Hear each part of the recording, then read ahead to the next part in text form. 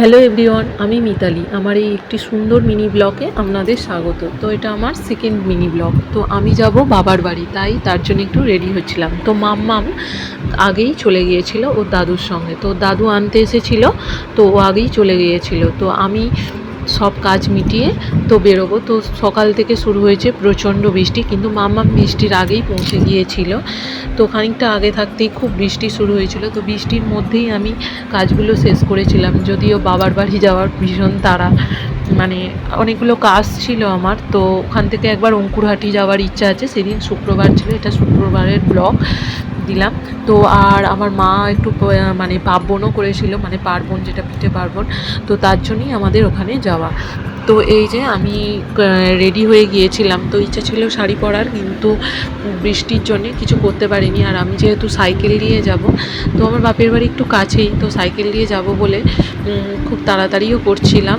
তো এই যে আমার একটা পুরনো স্মৃতি দেখে আমার খুব মানে মনে পড়ে গেল। তো আমি তখন সেলাই শিখতাম, তো আমার নিজের হাতে বানানো রুমাল, তো দেখে একটু বার করতে ইচ্ছে হলো তোমাদেরও দেখানোর। আর এই দেখো, তোমাদের দেখাই, বাইরে প্রচণ্ড বৃষ্টি।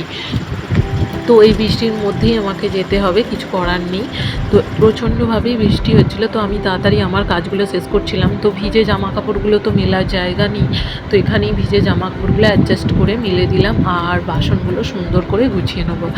তো মা অনেক দিন আগেই, আমাদের মানে একটা বাঙালিদের নিয়ম আছে ঢেলা ফেলার পার্বণ, তো আগে মনসা পুজো হয়ে গিয়েছিল, আর তারপরে মা এই পার্বণটা করে। তো আমাদের আগের বছর পিঠে খাওয়া হয়নি তেমন, বাড়িতে অনেক সময় প্রবলেম, মানে সেই সময় মানুষের অনেক রোগ হচ্ছিল, তো ওই সময় হয়নি। তো আজকে মা করেছে, তাই মানে অনেক করে যাওয়ার জন্য বলেছিল বলে তো আমি বেরিয়ে পড়েছি। তো আর তোমাদের দাদা কাজে চলে গিয়েছিল।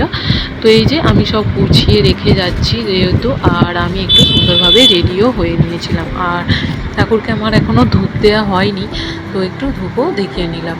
যেহেতু আমি বেলায় যাচ্ছি, অনেকটাই বেলায়, তখন 11:30 বাজে, তো আমি খাবারটা খেয়ে নিলাম আমার মতন। আর তোমাদের দাদা যেহেতু সকালবেলা ভাত নিয়ে যায়, তো ওরও টিফিন প্যাক করে দিয়েছিলাম, আর আমার জন্য কিছুটা এগিয়ে দিয়েছিলাম। তো আমি সাইকেল ট্রেনে ভালোই, মানে আধ ঘন্টা প্রায় লাগে। তো এই যে গিয়েছিলাম, প্রচণ্ড ঘেমেও গিয়েছিলাম আর প্রচণ্ড ভিজেও গিয়েছিলাম। আর সেখানে গিয়ে দেখি মা, মানে ঠাকুরকে তো যেহেতু জলে পিঠে দিতে হয়, পায়েস দিতে হয়, মা সেটাই রেডি করছিল। করার পর আমি তো গুয়াহাটি যেহেতু গিয়েছিলাম, মাকে হেল্প করতে পারিনি। তারপর এসে একটু চা খেলাম, খেয়ে আর যেহেতু পিঠে হবে সেই পিঠের প্রস্তুতি মা নিতে শুরু করে দিয়েছিল। আর মাম্মাম এখানে বানাচ্ছিল ক্লে দিয়ে বিভিন্ন জিনিস।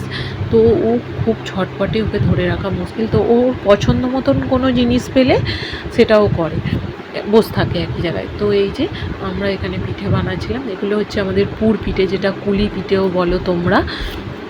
তো আমাদের এখানে অনেক ধরনের তরকারি, ডাল, নারকেল পিঠে হবে, আর হবে দুধ পুলিও হয়েছিল। তো এই যে মা সুন্দর করে পিঠেগুলো ঢেলে নিচ্ছিল, আমি আর বৌদি এখানে পিঠেটা করছিলাম।